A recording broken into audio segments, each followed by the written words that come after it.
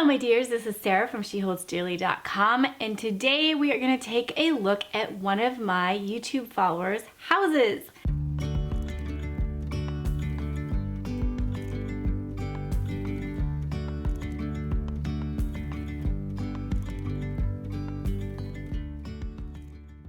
So as you may know, I like to do a giveaway every time we hit another 10,000 on YouTube. So we hit 60,000 and I did a giveaway.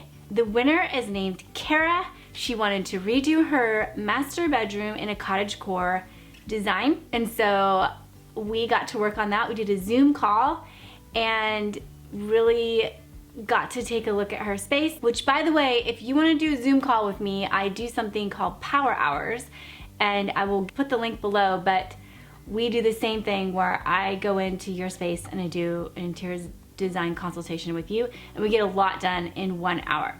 So I did this with Kara.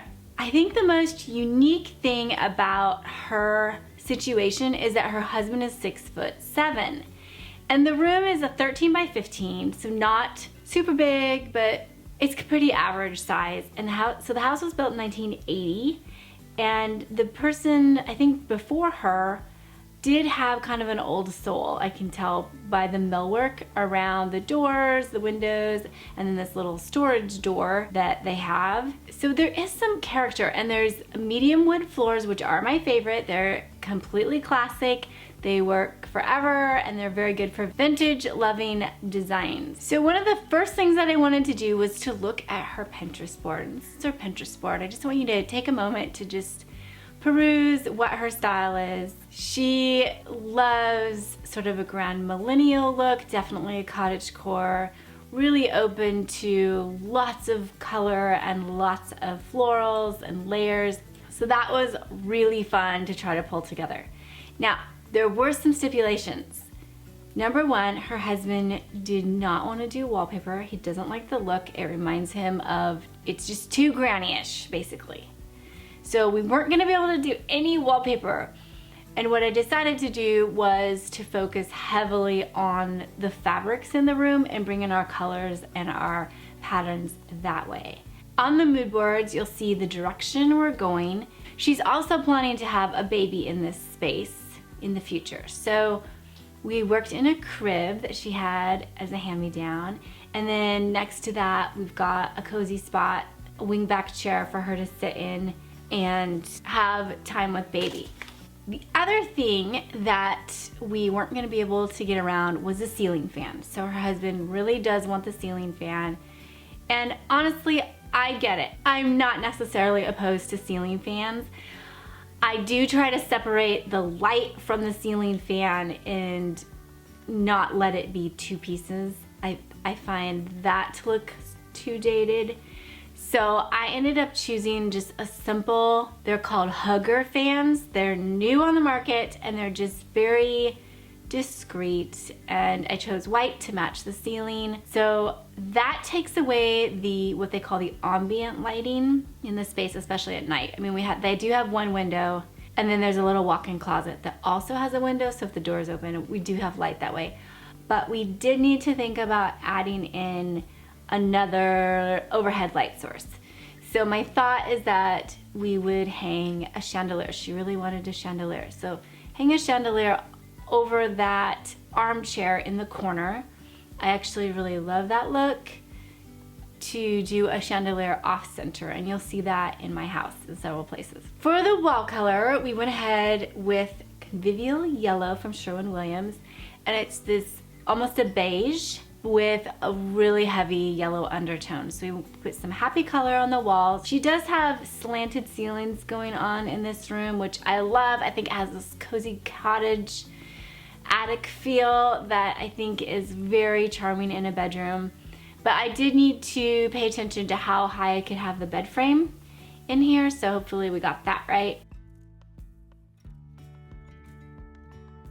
Her husband does not want a footboard.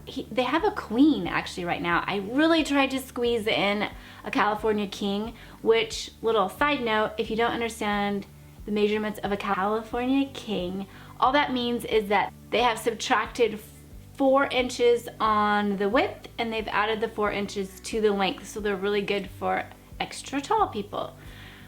But I couldn't make the California King work with the crib in there. So maybe that's something, Kara, that you can think about doing later. But for now, I think the Queen is gonna still work because it has worked in the past. So no footboard, we just got a really awesome upholstered headboard. This is from Ballard Designs. And I love Ballard Designs because you can customize their fabrics usually. So we chose this beautiful blue floral, and that is gonna be a heavy focal point in the room. She said I was allowed to switch out any of the furniture, so of course I did. And I chose this tall Empire dresser for her husband. The wood I really liked because it was a little masculine, more masculine than painted, I think, and goes with the wood floors. So that's for his space. Then she wanted a longer, lower type dresser. Then for the nightstands, I'm not necessarily opposed to matching nightstands or not. I think that they should be the same color, whatever you do. They should be very useful. So think about how you use a nightstand. My favorite actually is to use small little dressers or cabinets because they're so big. And both she and her husband really love their books. So I chose actual small dressers that they could put their books in. Cabinets would work as well. And then you want a good surface area for putting a nice sized table lamp. We ended up not doing table lamps. She decided to do wall sconces, and we're just doing plug-in ones for reading. There is a nice surface there to add a book or a drink of water or a purse or laptop or whatever. So I like the sizes of these 2 nightstands.